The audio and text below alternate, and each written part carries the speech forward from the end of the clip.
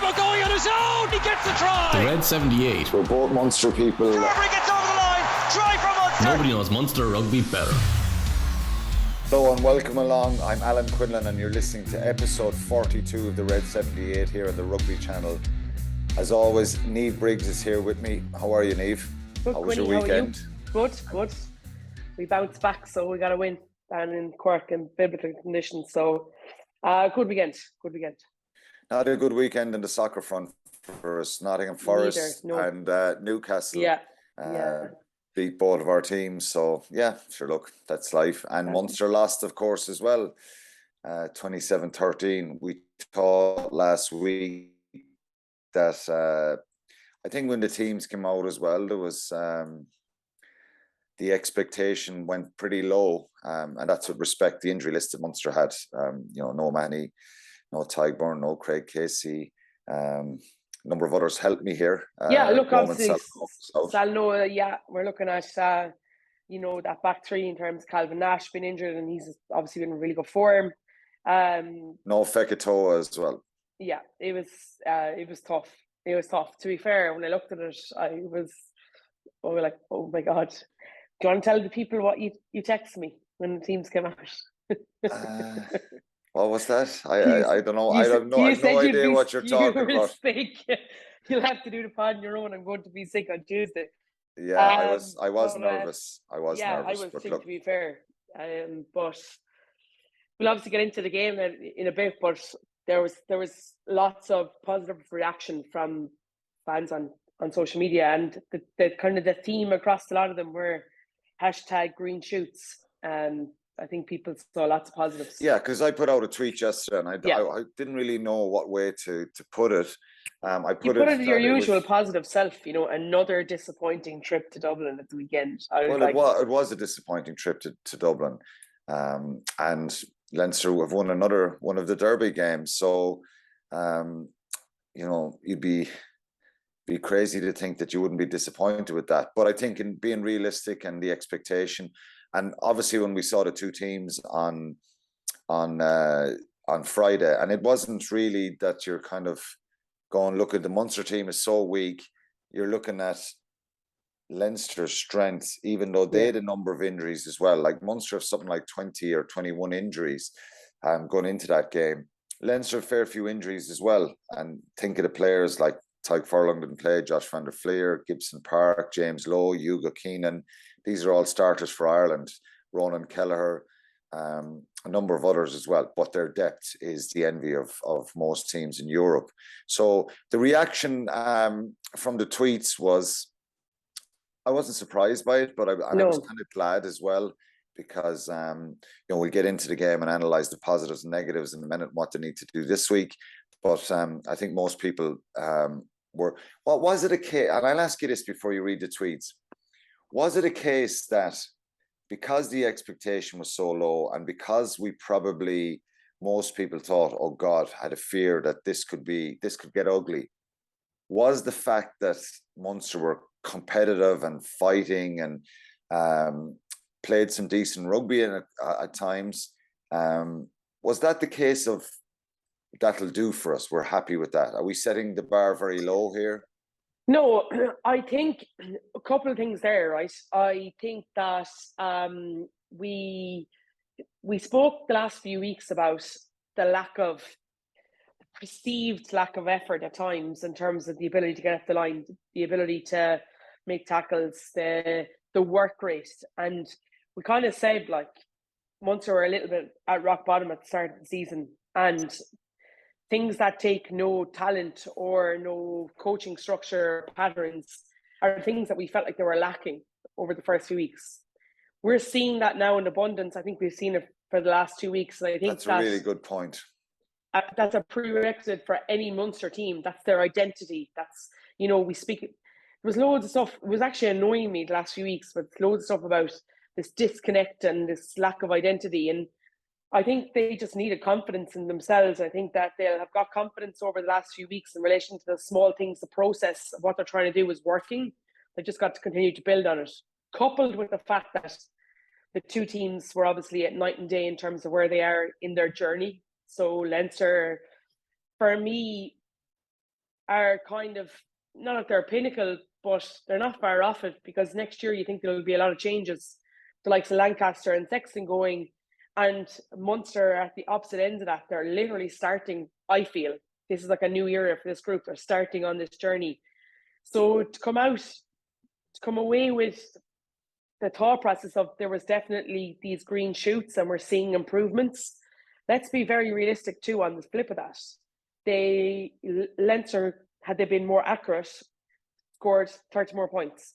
And while Munster did really well, they still missed 25 tackles. But their scramble defence was excellent, and that's not something that we'd associated with over the first 3 or 4 games. So look, one part of the devil on my shoulder is saying that this was really positive, and we've definitely seen loads of improvements. We have 100%. The other little part of the devil on my shoulder is saying that it was a lot to do with Leinster's inaccuracy, but then did we force them into that? I'm not sure. Yeah, okay. Well, we'll get into the stats and the numbers in a few minutes.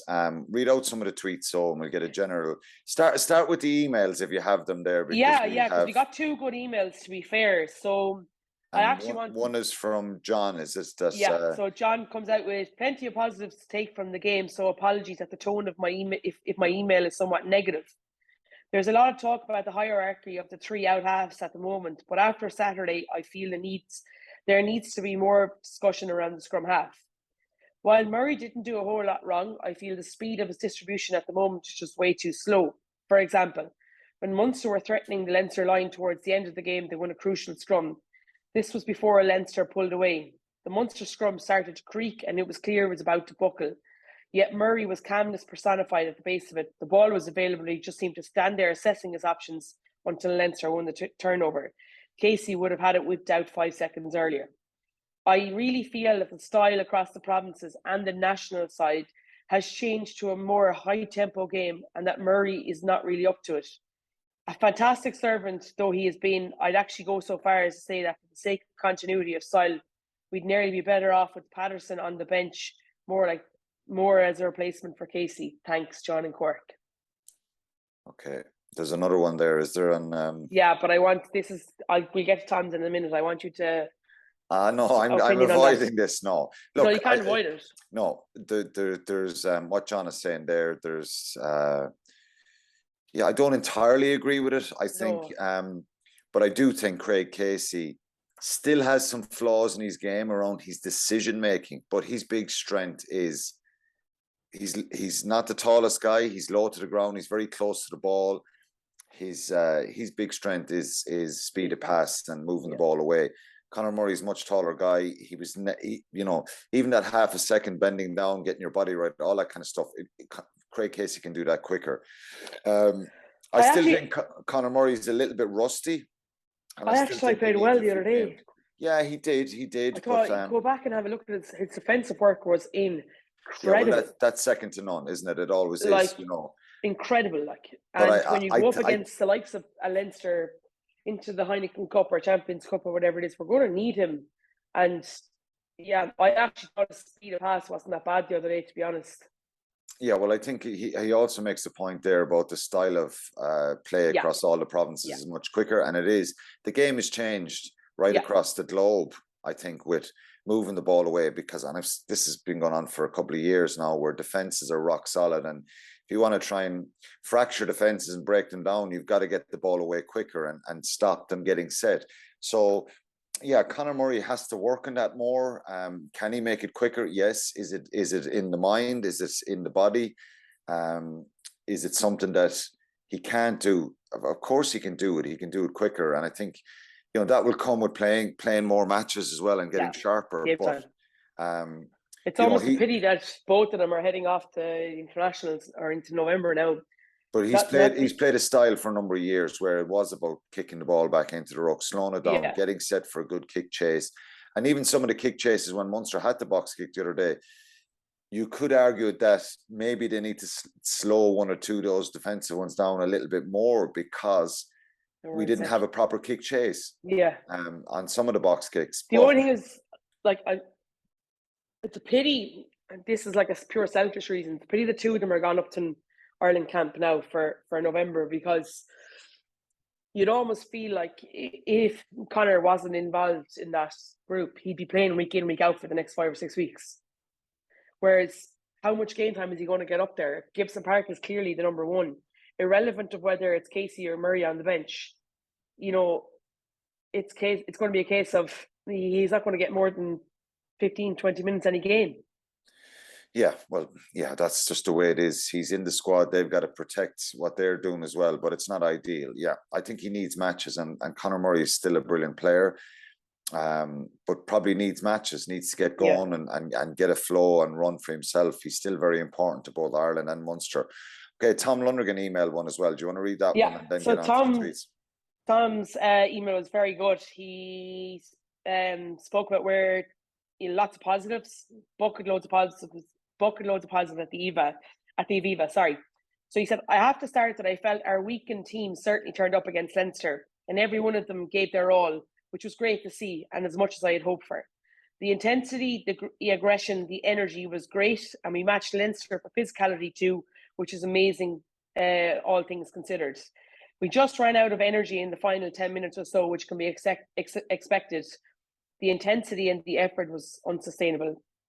Their star player, he said he would award it to all the Munster players. And the big one for me, we'll chat about this, is key moments in the Leinster game, bad decision by the officials. Yeah, you're going to have to, that's long. So you'll have to be snappy. Bullet points in this one. So he was talking about the penalty against Quinlan Niamh. You know, the one that he goes off his feet and forearm into James Ryan. Yeah. He's wondering why that penalty wasn't reversed for James Ryan's punch. It should have been looked at more. Yeah, definitely. Yeah. He spoke about how Andy Race seemed to have a few dubious calls on Tom Ahern, which then made him retract a small bit. I'll disagree with that one. And the other one was the John Klein yellow card, which we'll speak about. So there were his big 3 points in relation to those. And then he asked about this weekend. You know, we're not going to see Peter Mahoney or Byrne back. We need an update on the walking wounded. It would be a big ask for this group to raise their game again. And then another news, great to have John Ryan back. So his actually very well put. His email in relation to the Jean Klein yellow card. What are your thoughts on it? I think it was the right call. I think it was clumsy. It was no intention there. And on another day, I just think Matt Reynal, think back to the CJ Stander one in South Africa in 2006. I know CJ Stander was propelling forward more. He got a red card for that on Pat Lambie, hit him with his hip into the head. I just think it was a bit clumsy from John Klein, and I do think, look, if it was only a penalty, I think that, you know, it was between a penalty and a yellow, and I think he went for a yellow because his elbow touched Jamie Osborne in the head, and obviously Jamie Osborne didn't come back in the field, so it was clumsy. There was no intention in it, so I think it was the right call. Yeah. Other people have different opinions on that, but it was costly because Munster played, for 20 minutes with 14 men in the game against the team that are going to be knocking on the door, probably winning the competition, possibly winning it, and right up there anyway. So it was really difficult for them. You have more tweets. We better move on to them. Yeah, sorry. So Adrian Donoghue tweets in regularly. They defended really well for an hour and held out against the best team in Europe. Ran out of steam second half. Lost a few players to injury, causing them to lose shape. However, full marks for grit and fight. Liam Sheehan, the aggression was evident. Some good news with the performances of some of the younger players. Crowley was excellent. Some of our more seasoned players still struggling with the requirements of the new game plan. Casey was missed. Jack Quinn, I thought there were positives from the match, even though we lost. I thought Jack Crowley and the other young players were immense. I am worried about the amount of injuries we have. Poor Joey can't catch a break. Joe, after Klein went off, we lacked size in our pack and were overpowered. Thought Murray delayed at the back of our 5-metre scrum on the 69 minutes when we needed to get the ball in and out quickly. Crowley's clear out epitomised the great attitude of these young lads. Alan O'Flynn, great to watch even though Munster lost. Clear signs of intent to play attacking ball. With injuries, etc., it must be difficult for coaches to bounce back by tweaking the squad. Overall, very positive. Some good hands, some efficient line-out ball and strong carries. Dave Parks. We looked more aggressive and starting to look more creative with every game. Disappointing to lose to Leinster again, but they're green shoots. And what I loved most was the younger guys willing to put a shot in their opposite number, much better than the last Leinster game. Anya Cahill, Ahern is becoming a fine player. Crowley played great. Clear out was immense and gave a huge boost. Felt energy was a lot better and they were more cohesive as a unit. Excited to see how much they improve. Mark Connolly, given the injuries, I thought we did well. Need to keep giving Crowley game time as he looks dangerous every time he's on the ball, going in the right direction, I feel. But front row depth chart is the real worry. Look at Leinster's bench. And we spoke about that really, didn't we, at the start? Grumpy Old Man 61. Is this your own Twitter handle? Leinster getting a bonus point try 3 minutes from the end was harsh. I was thinking we could have salvaged the losing bonus point up to then. The younger players stepped up and signs for the future are optimistic. Hard enough to beat Leinster without the yellow cards too. Barry Hogan, typical Munster when the chips are down and they were inexperienced team. Few leaders on the pitch. We actually played an exciting game of promise. First game this season where it was fun to watch, but losing to Leinster is never good. Improving all the time. Let's go one more. Wayne Pratt, can't fault the effort. Massive defensive effort in the first half took a toll. Took our try well and could have managed the game better from the restart. Leinster's bench was daunting. Letting McGrath in for a soft try cost us the losing bonus point in this case at 9. They're all pretty much the same, to be fair. You know, lots of positives. Green shoots, losing to Leinster is a good. Missing Casey. Crowley was the one that was talked about a lot. Is this just a reality? Like I kind of said with the first question at the very start, that we realise where we're at, given the first couple of games and the results. Munster have lost 4 out of 6 games. They've won 2. So it's been a dreadful start. That's the reality. Some reminders of maybe Toulouse, that kind of the Toulouse game of the fight and the intensity and all that kind of stuff that you said at the start. But a lot of inaccuracies as well and a lot of opportunities. But I think you made a very good point, Niamh, about the moments that Munster were losing in previous games, i.e. too slow into the breakdown, physical collisions, lineouts, lost lineouts. They only lost 1 the other day, much better. Scrum pressure in Galway, you know, that first scrum, you think of that, being held up in some mauls. So there was a lot better. Those moments, they were winning the moments. And they reduced probably the number of kind of turnovers in the game. They had 10 handling errors in the match. But by and large, it was a lot better. Was it just fear that drove that? Or is this, you know, they'd so many players out? I don't think it's fear. I think it's is it the training? fact, are they getting a bit fitter? Are they getting a bit more cohesive? They're in starting what they're to trying understand to do? more completely. I just think that it's very easy to buy into something in terms of the process and how you want to play when you're winning games. The most difficult job as a coaching group is getting players to remain bought in as such to what you're trying to do when things aren't going your way. I think Graham Roundtree and the lads have done a really good job here in terms of getting them to continue to buy in when things weren't going their way with small improvements last few weeks, which is a very difficult thing to do from a coaching point of view. So they're starting to see that. And if you meet any of them the last couple of days, you know, you'd say, oh, hard luck. The first thing they're saying is, but we're improving. And that's the big thing. And now it's literally like all of them now, it's focusing on this Saturday Ulster game, how big Ulster is for them. And it's almost like, we know we're getting there, we know we're not there yet, but we're improving all the time and it's next job up. And I just think that that's a really big thing for this group. And it is a combination of having no fear with younger players. They don't have that trauma of playing against Leinster in Dublin. I don't know. That's something that we'll have to ask them. But I just think there was loads of moments within that game where completely reality in your mind says, look, we're not where Leinster are, but we're improving. And it's almost like a group and transition. That's what I was kind of saying. Like, it's not like an excuse. I just feel like this is a new era for Munster rugby, and it's going to take 2, 3, 4 years for them Yeah, to. it frustrates me to kind of even think about that, because I think of the last number of years and what was going on in Munster and the way they were training, the accountability, the coaching, because even though the positive signs of some of the young players coming through, they've been there for a couple of years, some of them, but they haven't been given opportunities enough. I think Munster were kicking the ball far too much. They were too direct in the way they were playing.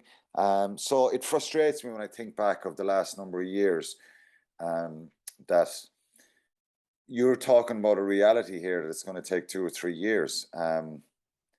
Most Munster people are kind of sick of this. Oh, it's going to take a few years and we're rebuilding and we're closing the gap in Leinster. We're not. We're at the moment, the gap is getting bigger. Ulster are closer to Leinster than we are, and Connacht beat us a couple of weeks ago, so we have kind of got to turn that one around when Connacht come to Thomond Park. It is at the end of November, and win there. But of course, this is the reality, and I think the positive signs that all the fans are saying, and that I believe as well, is there's some really good young players, and I like the fact that we're trying to change the way we play. We have to change the way we play. For too long, we hadn't that kind of in our locker as regards the attack, the cohesion, the passing. And it does take a bit of time with some players as well, developing more quality coming through, younger players stepping into the team, bringing energy. So there was a lot of positives. Can I just say something? What I loved about it, though, was that they actually went to play this time. Graham Rowntree spoke about it afterwards, where he spoke about, he asked them to be brave. Like the very first kickoff, Palmer Hearn goes back to throw a pass to Joey Carberry and it goes to ground. All of a sudden, a mistake like that within the first minute, you're almost like thinking, go back into our shell here now. We can just literally go back into our shell. And they didn't. They continued to try and push the ball. They continued to try and play. And I just love the fact that they've obviously been given license and confidence by the likes of Mike Prendergast and Graham Rowntree, and to go and have a crack. And if it's a handling error, while that's frustrating, that can be fixed. If it's a case that we don't go and try something, then that for me is a bigger issue. And I like the fact that they went to try and play last weekend. Yeah, but obviously he's got to get that pass right, and that's something that Thomas Ahern will, hopefully get the time into that pass right. But I get your point, and I agree with you. They did try and play, and but I think it would have really frustrated people if we slowed the game down and if we tried to contain. And at so many occasions we scramble back. So they're the positive. I think another big positive for me is that work rate, that intensity, that passion, and in fairness, there was a lack of quality there to kind of break Leinster down at times, and we know that. We want it to be better. It needs to get better if Munster to challenge for playoffs. I'm not even going to say trophies. Challenge for playoffs going forward. The quality needs to be better.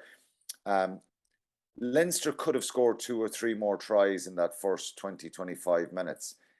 And that's what really pleased me, the way Munster they were getting line breaks, they scrambled back, they were really physical in the collisions. Some of the tackles were brilliant. Jason Jenkins, Caelan Doris, Ala Alato making carries, Dan Sheehan, they smashed them as best they could.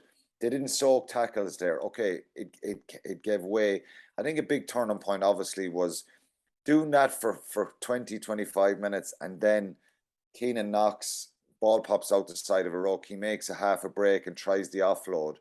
I think it's a big swing psychologically as well, because Leinster go down the field, he has that clean out on James Ryan, which becomes a yellow card, a penalty, and they score off it. So it was a big swing there. But look, lots of things, the bounce of the ball and some of those mistakes and inaccuracies from Leinster as well helped Munster a little bit, but I loved the fight there. So that was a big positive for me. The work rate was massive. The negatives, what would you see as negatives in the game? So it's going to sound absolutely contradictory to what I just said, but it's the handling errors in moments where So we had you 10 feel, of them, but they're much lower than they were in the previous yeah, weeks. but like with 10 of them, we had 11 penalties that we gave away and we 25 missed tackles. Now, you bring all those into single figures and you become an incredibly hard team to beat. You might not win, but you become an incredibly hard team to beat. And therefore, you're you know what I mean? You're on the attack stuff, the ability to move the ball around, that can all come. But so look, yeah, look, there definitely was. I think the stark contrast, it's not really a negative in anybody's control, really, is when you look at what's coming off the bench for Leinster. And no disrespect, we had a prop on the bench that didn't get any minutes because Jeremy Lockman went 80 minutes on both sides. Like, you know what I mean? James French is a very young guy, but we just didn't physically have another front row that we could go in there, given that Archer's going to be out a long time now with that ankle injury. Salno's gone away with Ireland. Quinlan Knox, which is, he just needs more game time, I think. He has so many attributes. And I like the fact that he tried to offload the ball. Look, that's just the attacking coach in me. I like the fact that he tried to do it. And I guarantee you, the likes of him and Tom Ahern, that next week, if they try that again, those passes go to hand. It's just they got to learn the hard way. But what Quinlan Knox is like scrum time, I don't know. You'll be you know what I mean? You'd have a better idea. He's scrummaged better. I think he needs to be tougher and more. Again, he needs matches. One of the negatives for me were 2 line breaks. That's a problem. We're doing a lot of stuff. We're kind of one pass or away from nearly getting through a gap and making some space.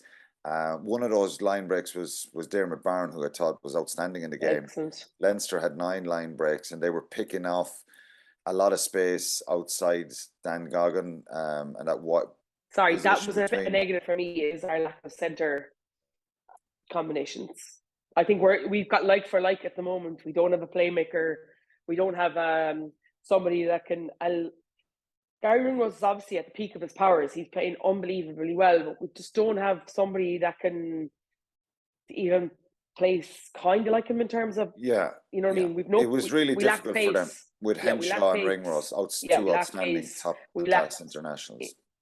Yeah, we lack pace and we lacked any kind of sort of playmaking ability.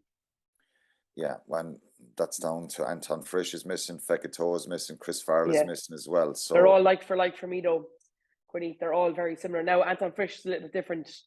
Hopefully Ollie Morris can bring something that's just fine him. But yeah, they're still all quite similar. Like Fekito is not a playmaker, so if it's the case it's going to be Fekito and Anton Frisch, then hopefully, you know what I mean. But I don't know. I still think they're quite like. So quick summary on the positives. The positives are the work rate, the intensity, the way they were trying to play. The try Liam Coombs scored. The lineup was much better, even though they couldn't get them all going forward. And I think, they put their bodies in the line, which that's all we wanted, and Munster people wanted for this weekend. At one stage, I thought, is this when Liam Coombs scores? I'm thinking something could be happening here. Yeah, it's I know. kind of gone crazy. But look, Leinster responded very well. I think our defence off the maul for Dan Sheehan's try was poor. Quinlan Knox joined the side of the maul. It's a tricky one. It's that decision. I think Luke McGrath's try was preventable. I think Ben Healy's got to make a tackle there. It's really poor defence there. And he's a big man against, and Luke McGrath's a brilliant player. He's powerful, but he's got to make a tackle there. Do you know what else probably would have frustrated the coaches too, is that anytime we seemed to gain momentum in terms of a score, we didn't really exit properly. We kind of invited Leinster pressure back on top of us, whether that was drop ball or a missed kick or a bad chase. We need to be more efficient there, that if you can score, deny the opposition entries in, which I felt like that's definitely something Munster need to get better at. For the next maybe 5, 6, 8 minutes, then you're kind of stemming that tide a little bit, and then you can just start, you know what I mean? You can just start going back to the start. And that's part of them getting better as a team and learning. Yeah. You're coming up against a side who are very, very putting massive pressure on you. There's a mixture of positive and negatives there. I think 13 offloads, that kind of shows that they're trying to keep the ball alive. Okay, we're going to move on to the start of the week. Overall summary of the match is the glass is half full. One of the headlines in the paper, I that's must the have way killed you to say that. Graham Rowntree felt that. So I think most people feel that. Yeah. But the reality is we're still a good bit off Leinster, and we must give them, congratulate them.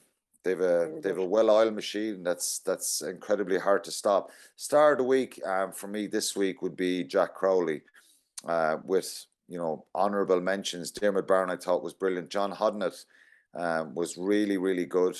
Put in some unbelievable tackles. Jack O'Donoghue, good performance from him. Much better. He made 18 tackles in the game. He was getting stuck in.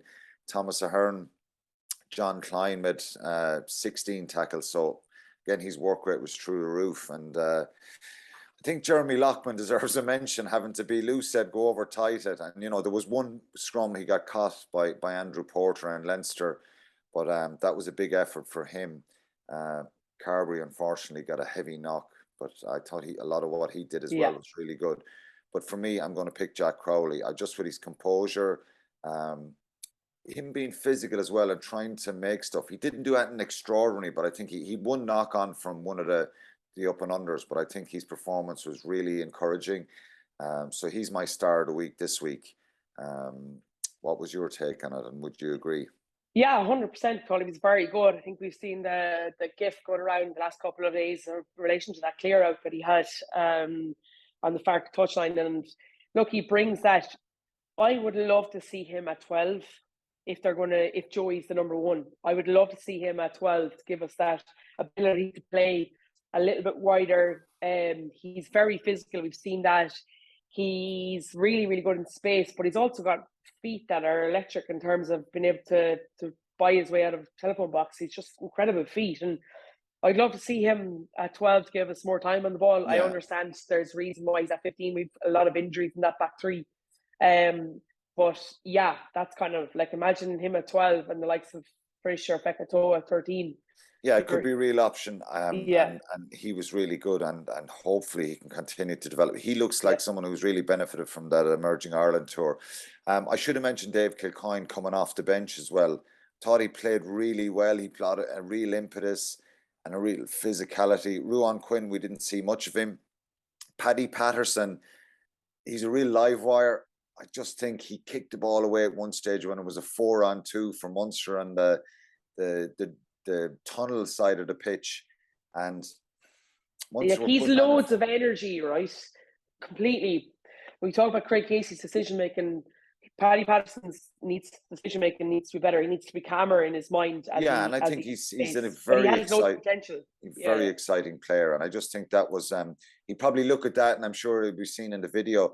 And obviously Leinster went up the field then, and they scored that 4-try Ringrose brilliant offload. So a lot of good performances and a lot of positives there. I wouldn't be picking anyone out, kind of saying they were under par or underperforming. I think there was mistakes. Ben Healy was. You have to say he didn't have a good day when he came on, and as regards to a couple of knock-ons and that tackle on Luke McGrath. But again, he's someone who has that ability and that talent, and he needs to kind of show it and show an aggression. It kind of starts with that. But just regarding that, so that's our star of the week, Jack Crowley, this week. Just a quick chat on the Irish squad. So there's 8 Munster players in the senior squad, 4 backs and 4 forwards. So you've got Craig Casey, Joey Carberry, Conor Murray, and Calvin Nash, which I think is a great opportunity for him to learn off the likes of Ringrose, Henshaw, Johnny Sexton, these guys, and be part of that group. So I think it could be really brilliant for Calvin Nash to be there. We've got 4 forwards then: Tyg Byrne, Gavin Coombs, Jeremy Loughman, and Peter O'Mahony. 8 players there. Aside from some of them are injury and carrying knocks, and they may not play, but they're gone for this week, which makes it really difficult for the Ulster game. The Ireland A players then: Thomas Ahern, Dermot Byrne, Jack Crowley, Shane Daly, and Roman Salanoa. Dave Kilcoyne, they're, from what I'm hearing, are available to play this week. So that makes a big difference. Now, Thomas Ahern has had a shoulder knock as well, so we don't know whether he will be available to play or not. Jean Klein, took a heavy knock as well. So Edwin Adogbo may be back. So on the injury front, it's not getting easier. Jack O'Sullivan got an injury as well. So it's going to be tough.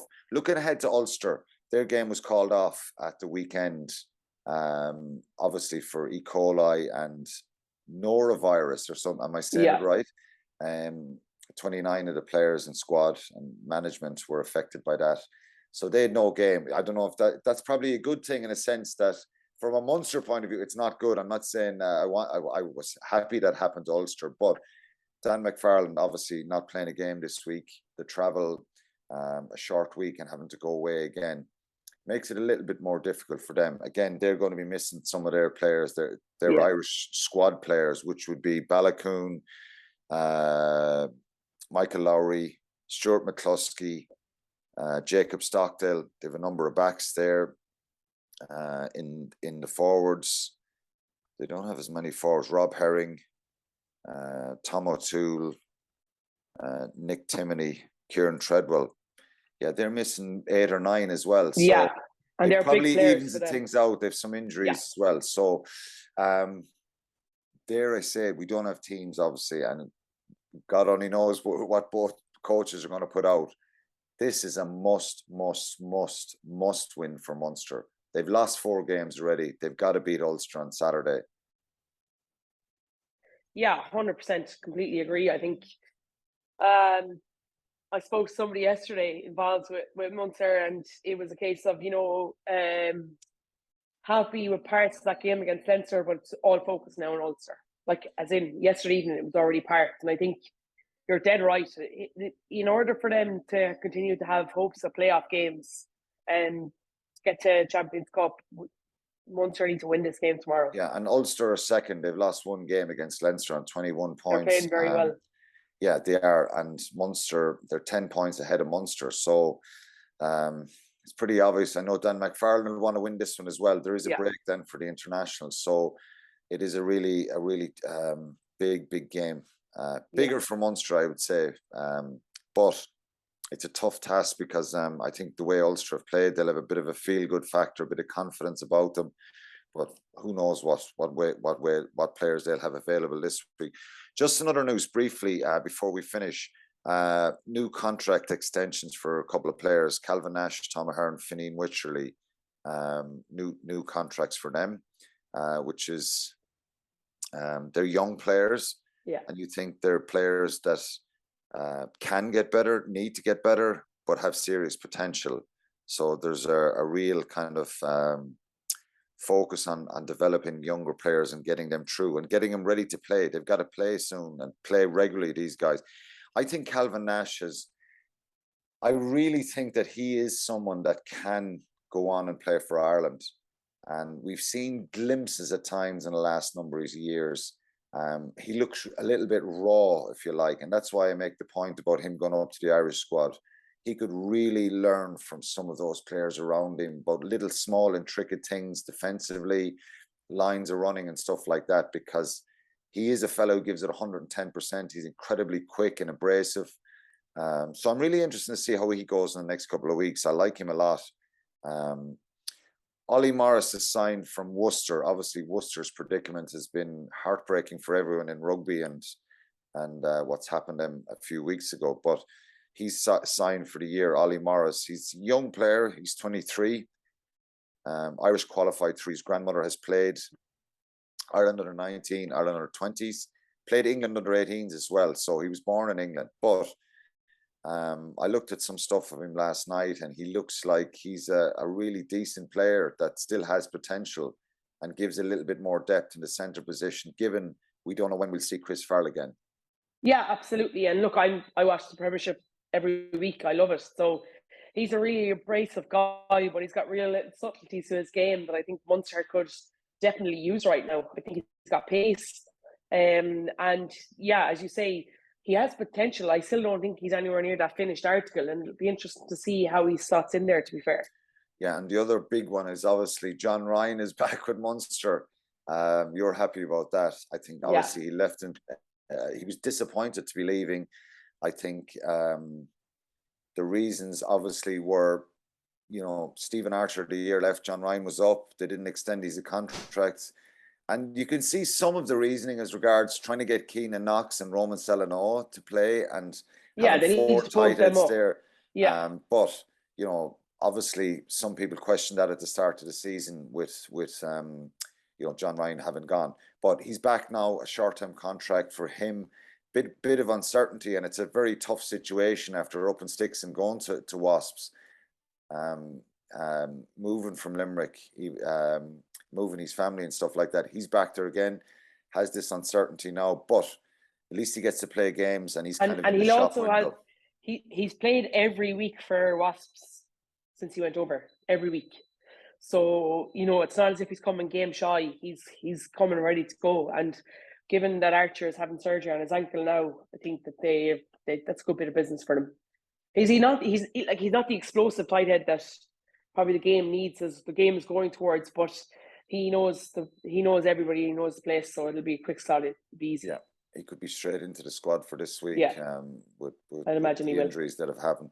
I was going to read out the injury list, but there's too many. There's about 21 players, 22 players injured from Munster. So in the next little while, hopefully they can get something on Saturday and continue that little bit of fight, I think. And then, get a result, scramble a result against a very good Ulster side who are in a good place. They have their own issues as regards to Irish squad players away and injuries themselves, but must-win game. So hopefully we'll be talking about... I just think if Munster lose another one, particularly at home, I think it's going to make it really difficult. If they can get a win at the weekend, and then look forward to that Connacht game at the end of November, maybe get another win there because it's a home game, start building a little bit of momentum, and you've got to pick up league wins along the way now. Leinster was always going to be difficult, and that's the way it turned out. So that's it for episode 42 of the Red 78. To make sure you get your podcast straight to your phone every week, just search for the Red 78, and don't forget to get in touch with us. You can send us, Niamh or me, a tweet to our own Twitter handles, or you can send a tweet to @Rugby Channel 15, or search for the Rugby Channel on YouTube and leave a comment. So that's it, Niamh. Enjoy your week, and I was nervous about this one. I hope I wasn't too negative. I hope I was fair. I hope I was fair. You were fair. It needs to be better, but we're getting there. There's some positives there. Okay. Take care. Enjoy your week. See you later. Bye. The Red 78 with Alan Quinlan and Niamh Briggs. Nobody knows Munster rugby better. I'd like to think I know a lot.